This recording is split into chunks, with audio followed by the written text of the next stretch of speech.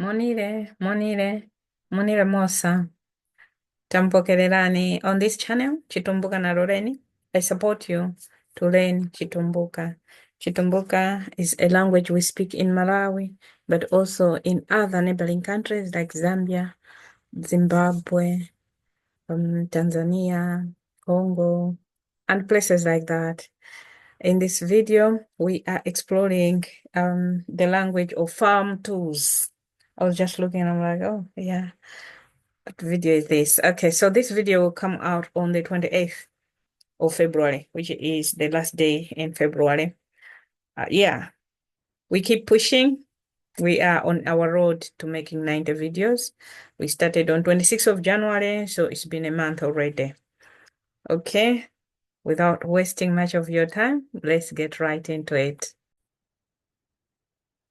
So whether you are a farmer or not, you need to understand basic farm tools because we have a lot of vegetation. It could be you need the tool to make your surrounding nice and tidy, or you actually want to grow vegetables and all of that. So farming tools, vya kulimira kumunda. Kumunda is a field.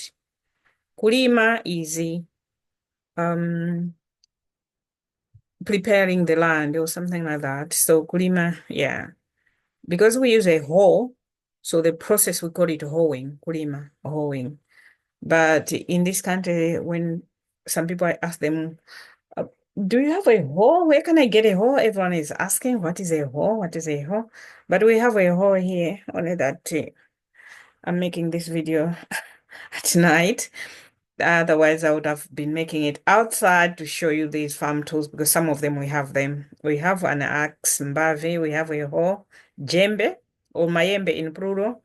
So jembe is what we use to make lines. It consists of a handle. Usually it's a wooden handle, but with a metal plate at the base. So it's that metal plate that you use to make lines. And those lines you are making on the soil because that's where you will plant your maize or cassava or potatoes.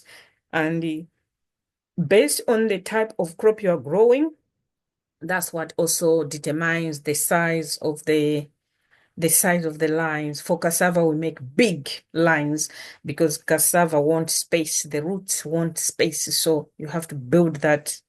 And that is it's tough work, but because you grow up into that culture, it becomes part of you, and so you know what to do, right? Axe mbavi, this is what you use for breaking wood and stuff like that. Mbavi. Mpopo is like I just put here a slasher, but it's not a slasher. Slasher is what we use to cut grass down. But in purple, yes, we also use to cut grass, but long grass, like long standing grass that is taller than me. That's why you use in purple. So it will have like a sickle at the end of it because that's the part that you use to cut the grass, but it also has a very long handle. But I could not find the English word for purple. We learned when we were in primary school in agriculture because they introduced all these things. But when was that? When I was standard six, I was maybe just under 11 years. So here we go. I'm in my 50s now. Yeah, but yeah, but it's closer to slasher. Slasher is small. You use it to cutting small glasses on the ground. Mpopo is a tall one. You cut long glasses. You just want to bring it down. So, or your way is covered by long growing bush. You're using purple to get out the all this grass or whatever is blocking you out of the way. Mm. Chisengero, siko. I also don't know if people know this, but we use this to cut rice. We use this to cut grass, especially grass that we'll use for our house. So you hold the grass that is standing together. This is standing grass, not dubu grass or the lawn and all of that. No, siko. We use it for the standing grass that we use to thatch our houses. and you cut it from the bottom. You cut the grass from the bottom using a sickle, and you put your grass on one bundle. You tie the bundle, carry it home, wait for it to dry. Once it's dry, they can add on top of the roof so that your roof doesn't leak.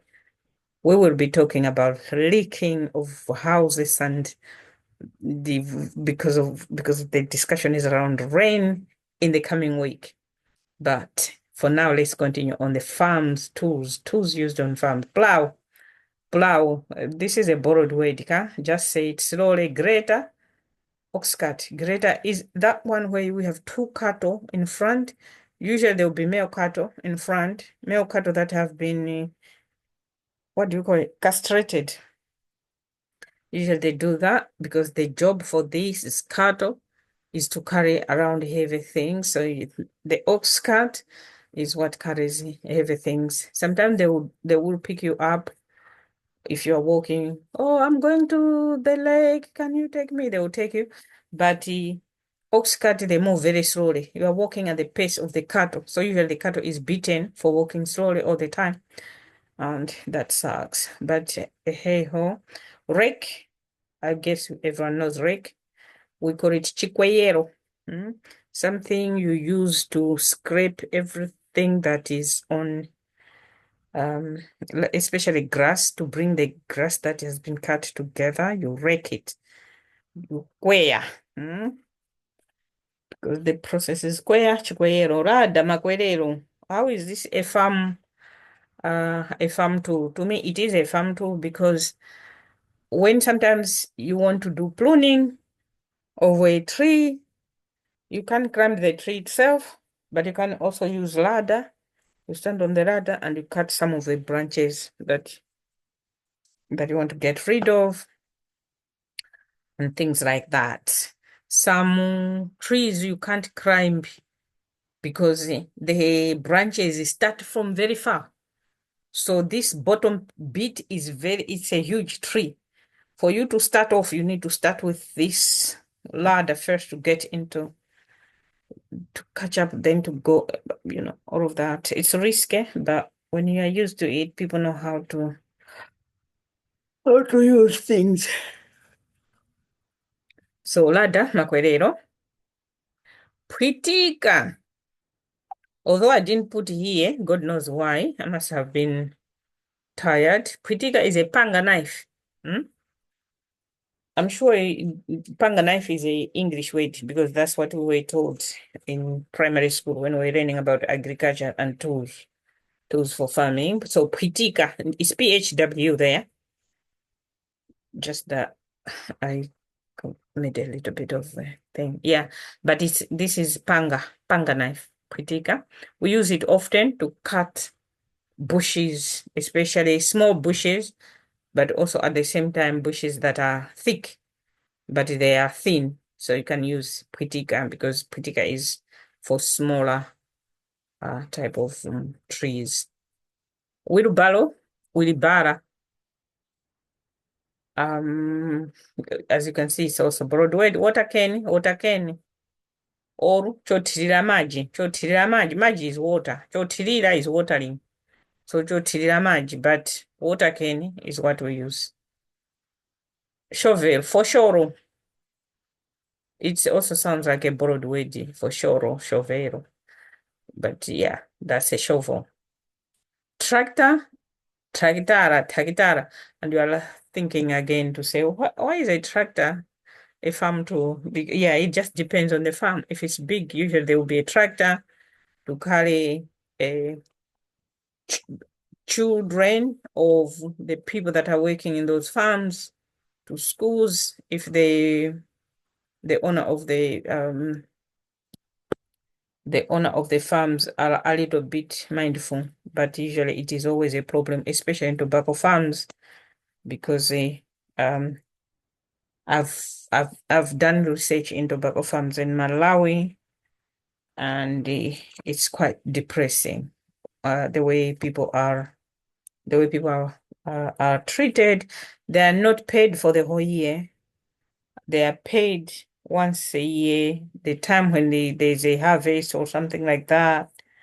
And it's just a nightmare. And the money that comes once a year, it's a shock, isn't it? Like I grew up, yes, we didn't have much, but eventually, I started making money myself. I started working when I was in university. I worked when I had dropped out of secondary school, but I wasn't paid. I worked for 3 months. I wasn't paid. So that was a painful experience. But I struggled when I was in university, but at the same time, my struggle was not as bad as the university students now who are self-sponsored. Everyone is self-sponsored. I'm like, this is crazy. There's a bit that maybe is funded, but it's not like fully funded. So they still struggle. Either they don't have this, they don't have that and stuff. In our time, it was different. Everything was provided for your room, your tuition was free, food was free, and nice food at university, food, proper cafe, like, So, and during holidays, I was working. That's why I was doing research for education quality. So, in tobacco farms, we also did research, education quality. Our catchment area was schools to improve the education for girls. So yeah, and I had this way we moved around in tobacco farms to do research. It was terrible. In one place, I still remember that girl. She was a small girl living with albino. Her parents had sent her from one region of the country to this other region to work in tobacco farms. She was only 6 years old, and someone suffering from albino, she was a baby who needed, support and care. But no. And when they're working in the farms, you are waking up around 4 a.m. to go and start working when it's still dark. Now think about a 6, 7-year-old being woken up to 4 o'clock in the morning. Yeah. So it's it's just crazy. And Malawi is also has a huge problem of uh, perpetuation of slavery that has been the thing for a very long time. And so that perpetuation is still there. And some people think that it is normal because it's tolerated. It's not punished, something like that. It's not much as we hear, oh, there's a rule there. But practically, I don't.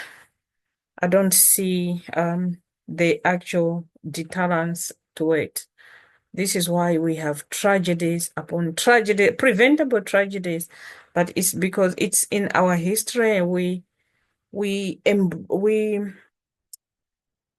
we just blindly accepted things that we were told that we should be doing to ourselves and things like that.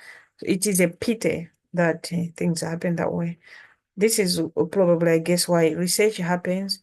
But at the same time, you ask, what is the what is the benefit of the research that you are doing at the end of the day when you just bring findings and then you don't see the change?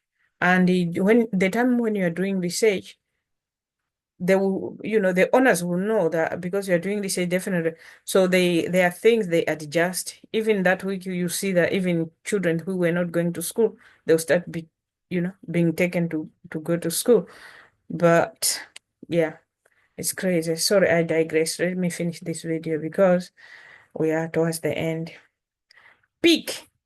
Pick is some of you, I think it's pickaxe or pick, the one that you use to dig very dry ground. If the earth is too hard and dry, the pick has two pointed two sides. An axe has one side, right? But a pick has two sides.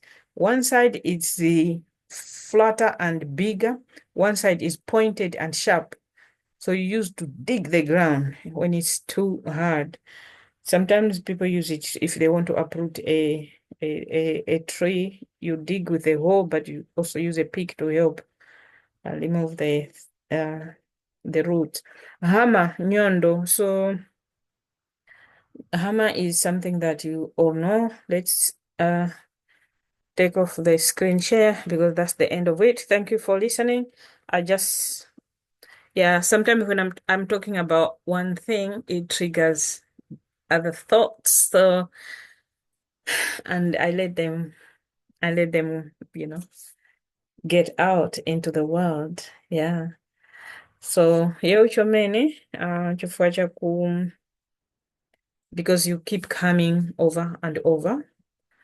So thank you so much for that. Give it a like so YouTube can please, so that YouTube can continue to recommend to other people because we are making this so that many of us can learn a language, even if we don't learn to a deep level, but we can learn something that can be helpful. Nobody knows about tomorrow. You might find yourself in Malawi, who knows? Or it may help you in a different way. Okay. Learning a language is always talked about as something positive, especially if you are also, excuse me, if you are also like my age and all of that with aging and stuff. Yo, Shomen, Narut. Mm-hmm. Yeah, bye. Bye.